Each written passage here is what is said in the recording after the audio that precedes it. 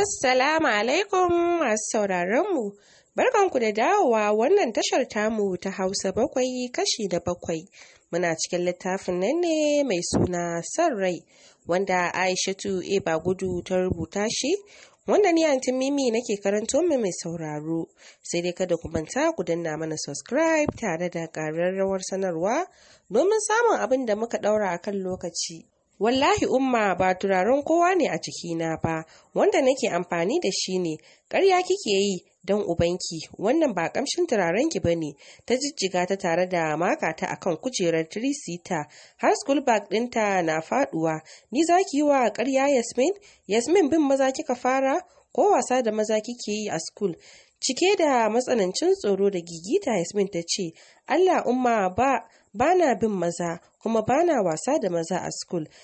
To kamshin turaren ubanwa nake ji a cikinki. Wannan dai ba kamshin turaren da muke amfani da shi bane a gidan nan. Za ki gaya min gaskiya ko kuwa sai na shaƙe miki wuya na kashe ki? Jikin Yasmin na tsima, hankalinta ya sake tashi ganin mahaifiyarta na ƙoƙarin gano wani abu a dangane da ita. Ki yi haƙuri umma, ni dai ban san na yi amfani da wani turare bayan wanda na fesa daga gida. Aiko mahaifiyarta ta yi kanta gadan-gadan tana ƙoƙarin take mata gefen ciki, sai ga Habib ya sanyo kai cikin falon da sauri ya ƙaraso ya shiga tsakanin. Kina hauka ne Hafsat ko me? Yar tawa guda da Allah ya mallaka min duniya da lahira kike ƙoƙarin kashe min ita? Mahaifiyar Yasmin ta tsaya tana dubansa, ranta idan ya yi dubutu ya sake ɓaci. Gaba ɗaya ilahirin cikinta rawa yake. Ta ji haushin dawowarsa, ta ji haushi da bata ci ƙaniyar Yasmin kafin ya shigo gidan ba, don ta san babu abin da ya tsana a rayuwarsa kamar dukan yara. Bare Yasmin da ya ɗauki soyayyar duniya ya ɗaura mata. Kin yi shiru kina kallo na, kashe min ita zaki ko me kike nufi? Nauyayyen ajiyar zuciya ta sauke saboda ganin yadda ransa ya ɓaci, sannan ta girgiza masa kai alamun a'a. Kana ta soma magana cikin fushi ta ce, Yasmin ba ta jin magana, za ta ji da izinin Allah. Kullum furucinka bai wuce ba ta jin magana. Taɓa jin kin ce tana jin magana ba. Dukan da kike mata ba shi zai sa ta ji ba. Nasiha shine farko. Ni dai gaskiya ba na son wannan duke-duke. Ya ƙarasa maganar yana duban Yasmin da ke rawar jiki. Me kika mata take neman kashe min ke? Yasmin ta sunkuyar da kanta tana zubar da hawaye, sannan muryar ta can ƙasa-ƙasa tamkar mai koyon magana ta ce, Abba wai sai kuma ta yi shiru ta kasa ƙarasawa wai me? Ta yi shiru take cewa komai, sai numfashi da shishshekar kukanta ke tashi a falon. Habib ya waigo inda Hafsat ke tsaye cike da matsanancin jin haushin sa. Ya ce, me ta yi miki? Sai yanzu za ka tambaye ni abin da ta yi? Cikin ni da ita wa ya fi cancanci ka tambaya tukunna? Ga ta nan sai ta faɗa maka abin da ta yi. Tana gama faɗar haka ta juya ta shige ɗakinta, ta banko ƙofar da ƙarfi tana haki. A hankali Habib ya ƙaraso ya zauna kusa da tilai diyarsa mafi soyuwa a ransa, ya kamo lallausar tafin hannunta cikin nashi. Yasmin, me kike yi wa mahaifiyarki? Me yasa kike yi wa mahaifiyarki laifi kullum? Ba na son kullum tana complain a kanki, amma ke kullum sai kin bata mata. Ki zama mai tausayi a gare mu. Kin ga ke kaɗai Allah ya bamu, bayan ke ba mu da wasu ƴaƴa a duniya, da ke kaɗai muka dogara. Idan wani abu ya same ki za mu shiga damuwa da tashin hankali. Ki daina abin da kika san zai dinga ɗagawa mahaifiyarki hankali. Kin ji diyar albarka? Ta ɗaga masa kai, wasu hawaye na gangaro mata. Waya maza tashi ki je dan ki canza kaya. Cike da sanyin jiki ta miƙe ta nufa hanyar ɗakinta, tana shiga ta faɗa saman makeken gadonta ta rushe da kuka. Wallahi ba dan tana matsanancin son Dr. Jamil ba, da yau ta kwana tsine masa, amma ina soyayyarsa ta yi tasiri da ba za ta iya aikata haka gare shi ba. Domin kuwa duk wannan dukan da ta sha a gurin mahaifiyarta, hakan bai sa ta ji rabi daga cikin soyayyar da take yi wa Dr. Jamil ta kau ba. A hankali idanun shi ya sauka akan jakar Yasmin da ke yashi a gefe, ya yi shiru tare da tsirawa jakar ido. Tabbas irin jakar nan ya gani a ofis ɗin amininsa, limshe ido kawai ya yi saboda ya san ta wata ce daban ba ta Yasmin ɗinsa ba, domin kuwa idan Yasmin ɗinsa ce babu yadda za a yi Dr. Jamil ya ɓoye ta a cikin bayi, impossible. Mikewa Habib ya yi ya shiga ɗakin Hafsa, tana zaune a gefen gado tana jijjiga kafa, sai faman cika take, bai ce mata komai ba, ya janyo ƙaramar stool ɗin miro ɗinta gabanta ya zauna haɗe da kamo hannunta cikin nashi. Ki yi haƙuri umman Yasmin, ba wai ba na son laifin Yasmin ba ne, Yasmin mace ce, bai kamata ko da yaushe hukuncin duka shine hukuncin da ya dace da ita ba, amma tunda kin ji haushi ki yi haƙuri akan reaction ɗina please. Ya zura mata ido yana kallonta, fuskarsa da alamun nadamar abin da ya yi. Tunda ya gama magana shiru ne ya ziyarci ɗakin na wasu sakwanni. Hafsat ta kita ce masa komai illa nauyayyen aciyar zuciya da ta yi ta saukewa akai-akai. Cool down ummu Yasmin, ba na son ganin ki cikin damuwa bare tashin hankali. Yanzu dai ki faɗa min laifinta, na miki alƙawarin zan ɗauki mataki a kanta, amma ba irin naki ba. Numfashi ta sauke haɗe da sauke ajiyar zuciya a tare har ta buɗe bakinta za ta faɗa masa, sai kuma ta yi shiru saboda bata san abin da za ta ce masa ba. Idan kuma ta ce masa wani ƙamshi ta ji a jikin yarinyar su, zai ji babu daɗi har ma ya fita shiga damuwa. Ta san dalilin jin hakan wani ciwo na iya kama shi don ba ƙaramin so yake wa Yasmin ba, bai haɗa ta da kowa da komai ba, ciki kuwa har da ita da ta yi sanadiyar zuwanta duniya. Kin yi shiru Hafsat, ko dai cin zali ne kurin irin naki kika kama yarinya da dukan mutuwa? Murmushin takaici ne ya subuce mata, ko ma dai menene a yi mata afuwa, ba za ta sake ba. Na yi mata faɗa. Yana gama faɗar haka ta miƙe ta soma ƙoƙarin bar masa ɗakin, ya janyo ta jikinsa. Wai duk fushin Yasmin ne yasa ba a maraba da dawowa ta ba? Ta ce ai kai ɗin ne ba ka son gaskiya. Da na yi me kuma? Yanzu tambaya nawa na yi miki akan abin da ta yi kin yi min shiru, kin ƙi ce min komai. Yawon duka da zage-zage ne ba zan ɗauka ba Hafsat, amma tunda kin iya dukan yaran mutane bari na yi miki kiji. Ko da daɗi ya kai hannunsa kumatunta zai mare ta cike da wasa, ta shige jikinsa tana murmushi. Ni ka kalle ni to ni me na yi? Ga abar duka can ka baro a falo baka duke ta ba sai ni da ban yi komai ba? Kin yi mana, ba gashi kina kokarin bari na ki tafiyar ki ba tare da kin taimaka min kamar yadda kika saba ba? To ka yi haƙuri. Zan yi haƙuri ne kawai idan kin sanar da ni abin da ta yi. Oke, zan faɗa maka, but ba yanzu ba, ka huta tukunna. Cike da kulawa ta taimaka masa ta hanyar cire masa kayan cikinsa zuwa watsa ruwa a jikinsa. Yarje ta taimaka masa ya sauya wasu kayan sannan suka nufi zuwa dining. Ko gurin cin abinci ma ummin Yasmin bata kalli inda Yasmin take zaune ba. Idan kuma aka ci sa'a sun haɗa ido, za ta zabga mata harara. Ita kuwa Yasmin zaune kawai take tare da rabka tagumi cikin zillimi da rashin sanin madafar abin da ummanta za ta yi mata idan abanta ya bar gari. Abu ɗaya ta sani har lokacin tana tsananin ƙaunar Dr. Jamil har cikin ranta, but mafi alkhairi ga rayuwarta ta haƙura ta bar shi sannan ta nisanta kanta da shi kafin mahaifinta ya samu labari. Sosai ta yi zurfi cikin tunani har dadinta ya yi mata magana. Yasmin ta yi firgit, ta ɗago ta kalle shi. Eat your lunch Yasmin, stop thinking. Kai kawai ta ɗaga masa, ta maida idanunta cikin plate, amma still tunanin Dr. Jamil ya ki barinta. Habib ma dai zaune yake kawai akan kujera yana tsukarar abinci ba dan yana son ci ba. Tunanin halin da amininsa ya tsunduma kanshi ciki ya fi komai damunsa. Haka ya wuni cur yana tunanin Dr. Jamil cikin zuciyarsa. Yana matukar ƙaunarsa har cikin jininsa. Bai ji daɗin yadda ya canza rayuwarsa ba, wanda a sanin da ya yi masa can baya shi ɗin ba manemin mata bane bare ya nemi yara ƙanana masu zuwa makaranta. Shi ma karan kanshi ya san ya kan taɓa ma'amalu da mata, amma ba yara ƙanana masu zuwa makaranta ba. Ya fi neman manyan mata da suka san ciwon kansu, wanda ko wani abu ya biyo baya ba za a ce ya zalunce su ba, domin kuwa da yawa mata ne suke suke kawo masa hari. Suna kwance a kan gado na fuskantar juna shi da umman Yasmin. Ya tsura mata ido yana kallon ta. Har yanzu baki faɗa min dalilin dukan Yasmin ba, ya tambaye ta yana tsare ta da idanun shi.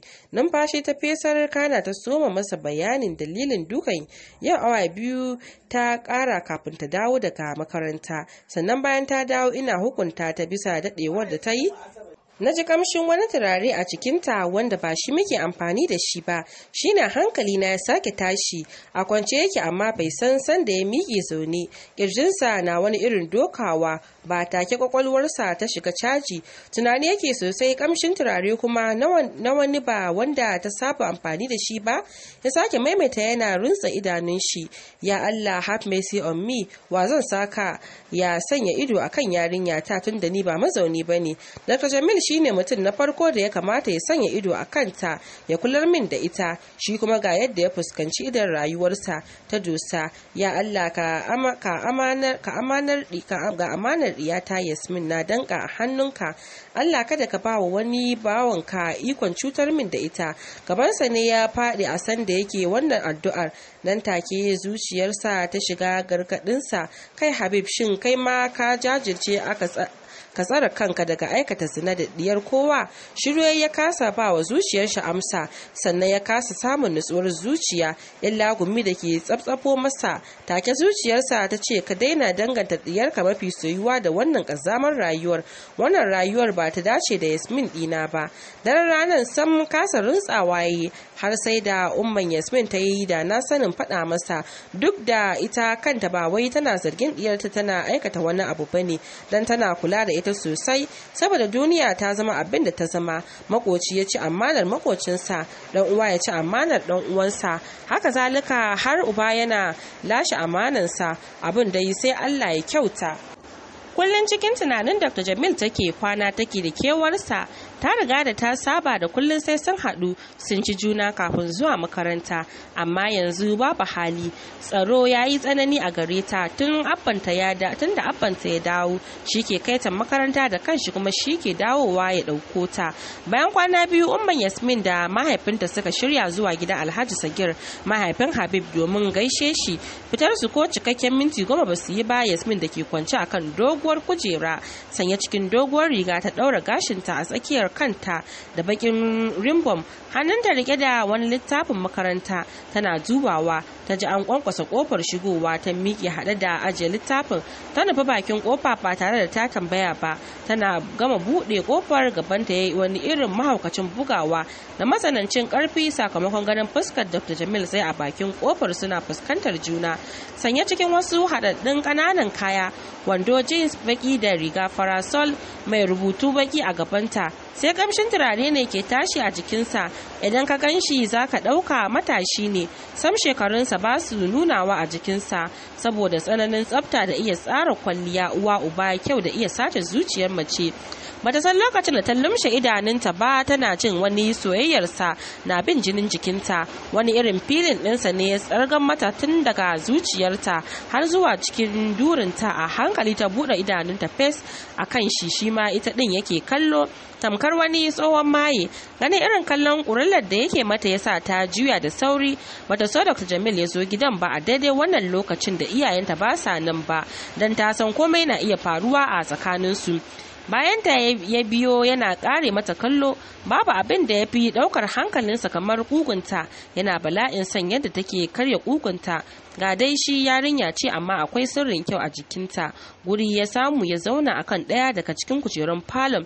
Ita kuma ta nufi kicin, ta buɗe fridge, ta ɗauko ruwa mai sanyi da lemun exotic, ta ɗauko ƙaramin tire ta ɗaura a kai, ta dawo falo ta janyo ƙaramin tebul gabansa ta ajiye. A hankalinsa ya tashi, kirjinsa ya tsananta bugawa a dalilin samun nonuwanta da ya hango ta cikin rigarta. Numfashi ya sauke yana lasan lips ɗinsa. Muryarsa can ƙasa ya ce, mamanki da dad ɗinki fa sun fita yanzu. Ta bashi amsa a takaice, tana kokarin siyaya masa ruwan lemun a cikin glass cup. Ajiyar zuciya ya sauke. Joystick ɗinsa na wani irin harbawa saboda ganin abincin ruhinsa. ta rago a hankali za ta bar gurin ta ji ya riko yatsun hannunta cikin nashi yana murzawa a hankali. Take ta tsaya a kirjinta na wani irin bugawa da sauri kana ta jiyo tana yatsuna fuska sakar min hannu di ba tare da wata fargaba ba ya fisko ta saman faffaɗan kirjinsa tare da rungume ta tsam a cikinsa ya shiga yawo da hannuwansa duka a sansanar jikinta. Na misin ɗinki Yasmin ɗina, I really miss you baby. Duk kwanakin nan haƙuri kawai nake yi don ji nake tamkar ana ƙoƙarin raba ni da rayuwata ne a dalilin rashin ki. Na kira wayar ki baki ɗauka, na yi saƙo sau babu adadi shi ma babu amsa. Menene dalili? Na kasa kontrolin ɗin kaina Yasmin. Ƙoƙarin barin jikin shi ta yi saboda jin salon rungumar da ya yi mata. Ya so ma canza salo ta hanyar lasar saman nonuwanta da ya soma kai tsaye. Ɗakinta ta nufa ta shiga ta kwanta akan gadonta rub da ciki tana sauke ajiyar zuciya dan ta san da wuya ya biyo ta ɗakin. A hankali da Jamil ya taso daga mazauninsa, zuciyarsa na rawa ya sanyo kai cikin ɗakin har inda take kwance. Ya ƙaraso ya kai tafin hannunsa jikinta. Saukar hannun da ta ji a bayanta yasa ta jiyo da a firgice. Tana zaro idanu waje, kirjinta na sama da ƙasa tsabar tsoron da ya ziyarce ta. Matso ta yayi sosai yana kallon cikin ƙwayar idanunta, ita kuma tsoro ya hana ta matsowa daga inda take har sanda ya haɗa fuskar su guri ɗaya ya shiga busa mata numfashinsa da ke mugun kashe mata jiki yayin da ƙamshin turaren da ke tashi a jikinsa ya shiga kai kawo a cikin kwakwalwarta yana kaiwa zuciyar farmaki. Jin lips ɗinsa saman lips ɗinta yasa ta ja baya tana kawar da fuskar ta gefe. Kafin ta ce wani abu ya fisko ta hankalinsa a tashe. Don say anything Yasmin, ba zan iya barin ki ba zan iya ɗaukar kwanaki mai tsawo ba tare da ke ba. Please ki taimake ni, ina cikin damuwa, ina cikin wani hali gaba ɗaya ya ruɗe. A ina zan taimake ka di? A gidan nan ko a ina kake nufi? Ni wallahi tsoro nake ji, ba ma wannan ba, ni dai mu rabu kawai. Sai maganar a matukar tsoraci tana kokarin ja baya. Ya cafko kafafunta ya janyo ta gabansa haɗe tattara doguwar rigarta ya zare sai ga nonuwanta da ke cikin bra sun bayyana. Kafin ka ce mai tuni ya zare pant din ya hawo saman gadon ya rungume ta a jikin shi. Ai jin diran nonuwanta a kirjinsa ya sa take sake shiga wani yanayi wanda ita tuni ta fita ta fi shi shiga cikin yanayin da yake ciki. Ta bude bakinta kenan za ta masa magana ya haɗe bakinsu ya shiga tsotsa yana limshe ido irin tsotsar da yake yi wa bakinta yasa komai ya nemi kwace mata. Labewa ta yi a jikinsa tana ƙoƙarin kai hannunta kan joystick ɗinsa. A lokacin dukkaninsu babu abin da suke so kamar su ji juna a cikin juna suna saduwa. Wani irin mahaukacin romansin yake aika mata haɗe da balla bra ɗinta. Take ta dinga jin fiye da abin da take ji a cikinta kafin daga bisani ya kwantar da ita ya ɗaura bakinsa akan nonuwanta yana tsotsa yana murza kan nipple ɗinta da ɗayan hannunsa. Take kwakwalwarta ta shiga shawagi cikin gajimare. To masu sauraron mu a nan za mu dakata sai gobe idan Allah ya kai mu za mu ci gaba daga inda muka tsaya.